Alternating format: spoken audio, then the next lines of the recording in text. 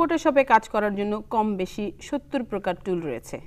এছাড়াও রয়েছে অসংখ্য অপশন প্যানেল, ডায়ালগ বক্স ইত্যাদি।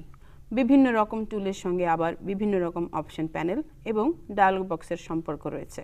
প্যানেলের ওপরের ডান দিকে বামমুখী ডাবল তীর চিহ্ন রয়েছে। ডাবল তীর চিহ্নে ক্লিক করলে প্যানেলটি সংকুচিত হয়ে যাবে এবং বামমুখী ডাবল তীর চিহ্ন ডানমুখী ডাবল তীর চিহ্নে পরিণত হবে।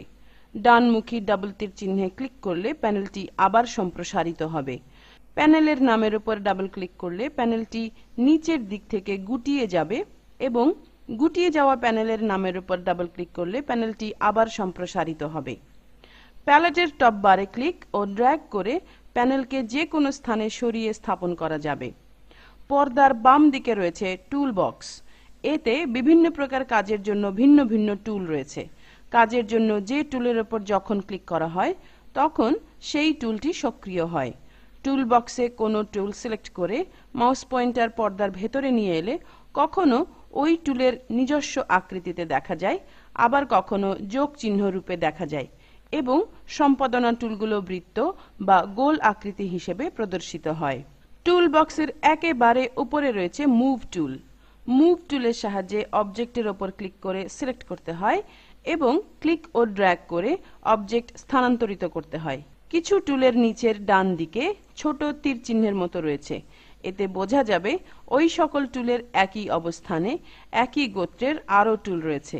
যেমন এই রেক্ট্যাঙ্গল মার্কি টুলের নিচের ডান দিকে ছোট তীর চিহ্ন রয়েছে। টুলটির উপর ক্লিক করে মাউস চেপে রাখলে একই অবস্থানে বিদ্যমান 4টি টুলের তালিকা প্রদর্শিত হবে। এর ভেতর থেকে প্রয়োজন অনুযায়ী যে কোনো টুল সিলেক্ট করে নিতে হবে। রেক্ট্যাঙ্গুলার মার্কি টুল কৌণিকভাবে ড্র্যাগ করলে বর্গাকার সিলেকশন তৈরি হবে। শিফট বোতাম চেপে রেখে এলিপ্টিক্যাল মার্কি টুল ড্র্যাগ করলে নিখুঁত বৃত্ত সিলেকশন তৈরি হবে। কোনো অংশ সিলেক্ট করার পর আরও কোনো অংশ সিলেক্ট করার জন্য এবং সিলেকশন বাড়ানোর জন্য শিফট বোতাম চেপে রেখে পরবর্তী অংশ সিলেক্ট করতে হবে।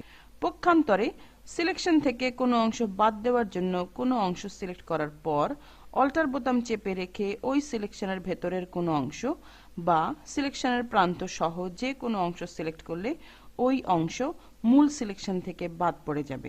সিলেকশন ভাসমান থাকা অবস্থায় সিলেক্ট মেনুর ডিসিলেক্ট কমান্ড সিলেক্ট করলে অথবা সিলেকশনের বাইরে মাউস পয়েন্টার ক্লিক করলে সিলেকশন চলে যাবে।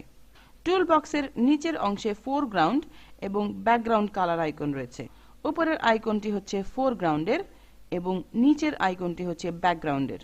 কোনো সিলেকশন ভাসমান থাকা অবস্থায় কিবোর্ডের অল্টার বোতাম চেপে রেখে ব্যাকস্পেস বোতামে চাপ দিলে সিলেকশনটি ফোরগ্রাউন্ডের রঙে পূরণ হয়ে যাবে এবং কন্ট্রোল বোতাম চেপে রেখে ব্যাকস্পেস বোতামে চাপ দিলে বা শুধু ব্যাকস্পেস বোতামে চাপ দিলে ক্যানভাসের রং বা ব্যাকগ্রাউন্ডের রঙে পূরণ হয়ে যাবে।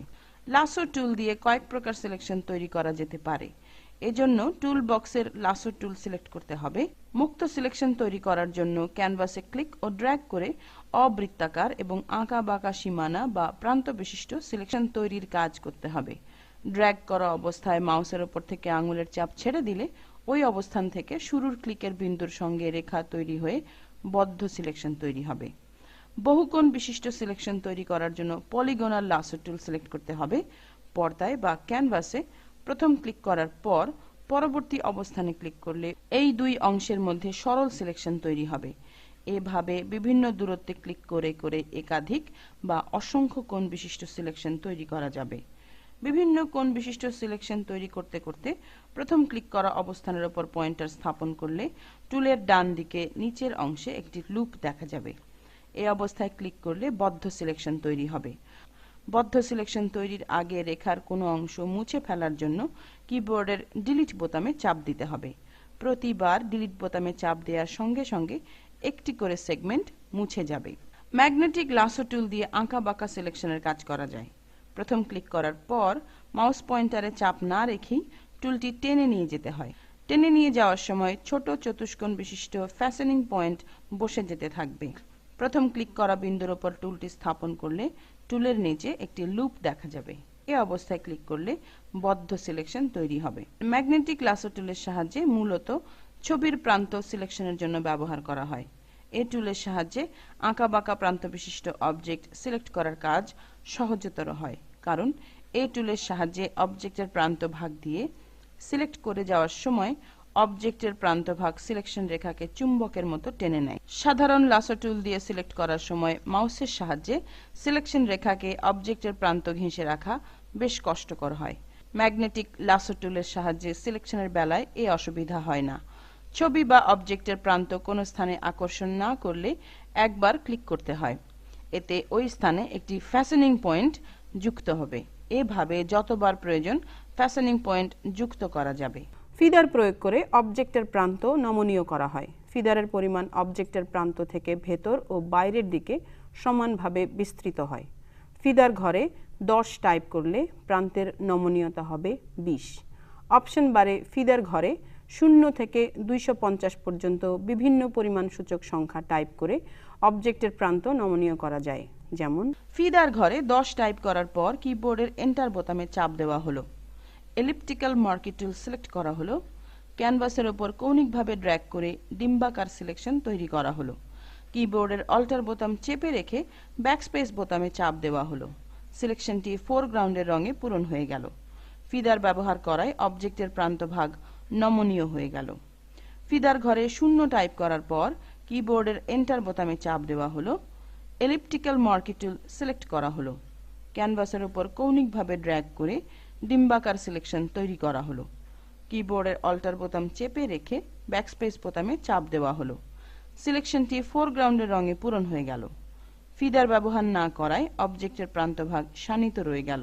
ফিদার ঘরে 10 টাইপ করার পর কিবোর্ডের এন্টার বোতামে চাপ দেওয়া হলো। এলিপ্টিক্যাল মার্কি টুল দিয়ে এই ছবিটির অংশবিশেষ সিলেক্ট করা হলো। এডিট মেনু থেকে কপি কমান্ড দিয়ে সিলেক্ট করা অংশ কপি করা হলো। ছবিটি সিলেক্ট করার পর ব্যাকস্পেস বোতামে চাপ দিয়ে ছবিটি ফেলে দেওয়া হলো। এডিট মেনু থেকে পেস্ট কমান্ড দিয়ে কপি করা ছবি পেস্ট করা হলো। দেখা যাচ্ছে ছবিটি ফিদার বিশিষ্ট হয়ে গেছে।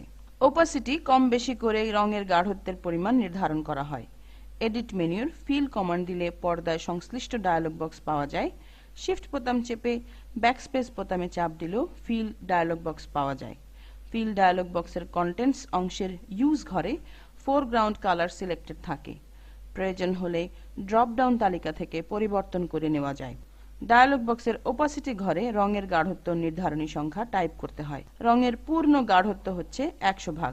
শতকরা হার যত কম হবে রং ততই হালকা হবে। ওপাসিটি ঘরে 50 টাইপ করে ওকে বোতামে ক্লিক করলে সিলেকশনটি ফোরগ্রাউন্ড রঙের 50 ভাগ গাঢ়তায় পূরণ হবে। সিলেকশনের অপশন প্যালেটেও ওপাসিটি আছে। এই প্যালেটের ওপাসিটি কম বেশি করেও পূরণ করা রঙের গাঢ়তা কম বেশি করা যায়। স্ট্রোক কমান্ডের সাহায্যে সিলেকশনের বর্ডার তৈরি করা যায়। সিলেকশন ভাসমান থাকা অবস্থায় এডিট মেনুর স্ট্রোক কমান্ড সিলেক্ট করলে স্ট্রোক ডায়ালগ বক্স পাওয়া যায়। ডায়ালগ বক্সের স্ট্রোক উইডথ ঘরে 1 থেকে 16 পর্যন্ত যে কোনো সংখ্যা টাইপ করা যায়। এই সংখ্যা অনুযায়ী বর্ডারের প্রশস্ততা নির্ধারিত হয়। বর্ডারটি সিলেকশনের বাইরের দিকে, ভেতরের দিকে বা মাঝামাঝি স্থানে তৈরির জন্য ডায়ালগ বক্সের লোকেশন অংশে ইনসাইড, সেন্টার বা আউটসাইড সংযুক্ত গোলক বা রেডিও বাটনের মাঝখানে ক্লিক করতে হবে। স্ট্রোক পদ্ধতিতে শুধুমাত্র তুলির রং বা ফোরগ্রাউন্ডের রং দিয়েই বর্ডার তৈরি করা যায়। উইডথ ঘরে 9 টাইপ করা হলো। লোকেশন অংশে ইনসাইড সংযুক্ত গোলক বা রেডিও বাটনের মাঝখানে ক্লিক করে টিপ চিহ্ন যুক্ত করে দেওয়া হলো। ডায়ালগ বক্সের ওকে বোতামে ক্লিক করা হলো। সিলেকশনের ভেতর থেকে স্ট্রোক বা বর্ডার যুক্ত হয়ে গেল। লোকেশন অংশে সেন্টার সংযুক্ত গোলক বা রেডিও বাটনের মাঝখানে ক্লিক করে টিপ চিহ্ন যুক্ত করে দেওয়া হলো।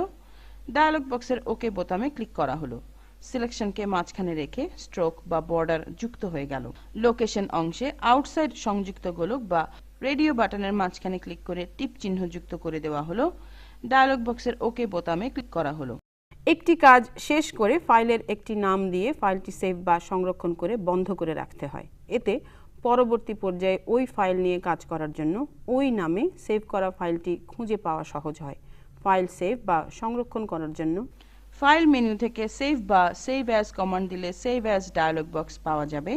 সেভ অ্যাজ ডায়ালগ বক্সের সেভ ইন ড্রপ ডাউন তালিকা থেকে ফোল্ডার সিলেক্ট করতে হবে যদি আগে ফোল্ডার তৈরি করা থাকে। আগে ফোল্ডার তৈরি করা না থাকলে নতুন ফোল্ডার তৈরির জন্য সেভ ইন ড্রপ ডাউন বারের ডান দিকে ক্রিয়েট নিউ ফোল্ডার আইকনে ক্লিক করলে নিউ ফোল্ডার নামে একটি ফোল্ডার সেভ ইন বক্সে যুক্ত হবে। নিউ ফোল্ডার লেখা সিলেক্টেড থাকবে। যে নামে ফোল্ডার তৈরি করতে হবে এই ক্ষেত্রে সেই নাম ধরা যাক ফটোশপ প্র্যাকটিস টাইপ করে ফোল্ডার আইকনে ডাবল ক্লিক করলে ফোল্ডারটি খুলে যাবে এবং সেভ ইন ড্রপ ডাউন ঘরে ফটোশপ প্র্যাকটিস ফোল্ডারের নাম দেখা যাবে। এবার ফাইল নেম ঘরে ফাইলের জন্য একটি নাম টাইপ করতে হবে, ধরা যাক practice1। ডায়ালগ বক্সের সেভ বোতামে ক্লিক করলে ডায়ালগ বক্সটি চলে যাবে এবং ফাইলটি practice1 নামে সেভ বা সংরক্ষিত হয়ে যাবে। উইন্ডোর টাইটেল বারে এবার ফাইলের নাম হিসেবে practice1 দেখা যাবে।